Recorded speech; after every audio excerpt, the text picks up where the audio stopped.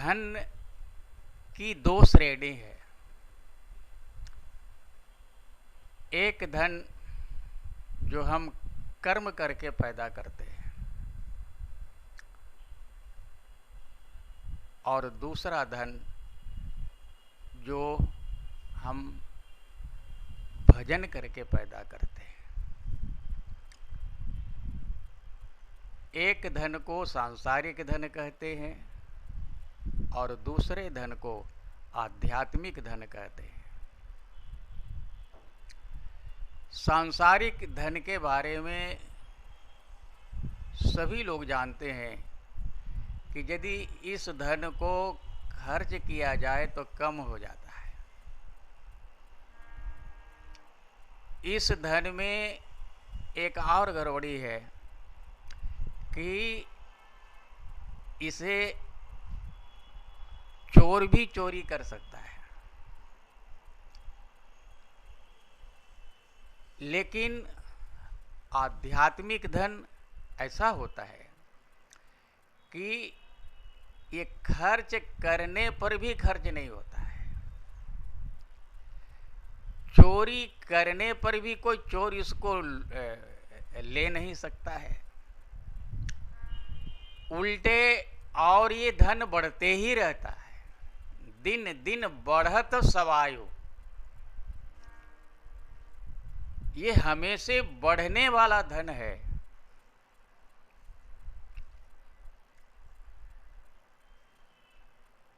सांसारिक धन सांसारिक कार्यों में लगता है और आध्यात्मिक धन से भगवत प्राप्ति होता है। सांसारिक धन को यदि आध्यात्मिक जीवन में लगाया जाए, आध्यात्मिक कार्यों से जोड़ा जाए, तो ये धन उत्तम कोटि का हो जाता है। और इसी धन को यदि संसार में खर्च किया जाए तो या तो ये मध्यम कोटि का अथवा निम्न कोटि का हो जाता है।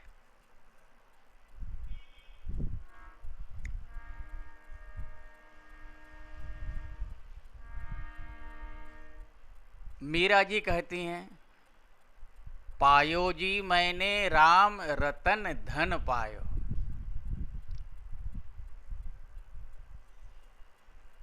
एक जगह कहा गया है,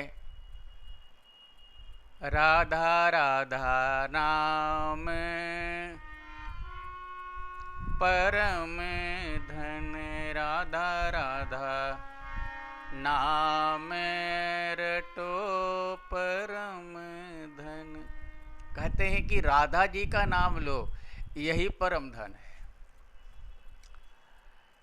मीरा जी कहते हैं ठाकुर जी का नाम लो, यही परम धन है।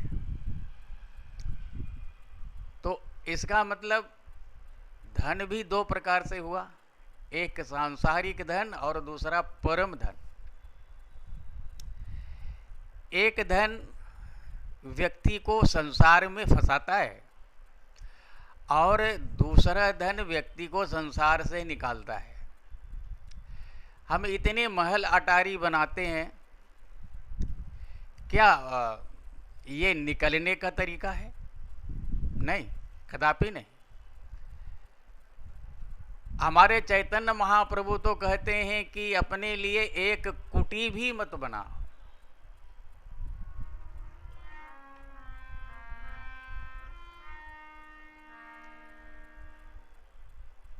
और जैसे ठाकुर जी रखें वैसे रह लो, लेकिन नित्य और निरंतर हरि स्मरण कभी न भूलो, कभी न छूटे।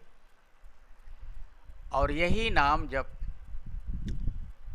मीरा जी कहती हैं, सबरी जी कहती हैं, नरसिंह जी कहते हैं, तुलसीदास जी कहते हैं, सभी संत इसी को धन कहते हैं। हमारे जीव गोस्वामी जी तो ऐसे है कि ये सांसारिक धन को हाथ से भी नहीं छूते।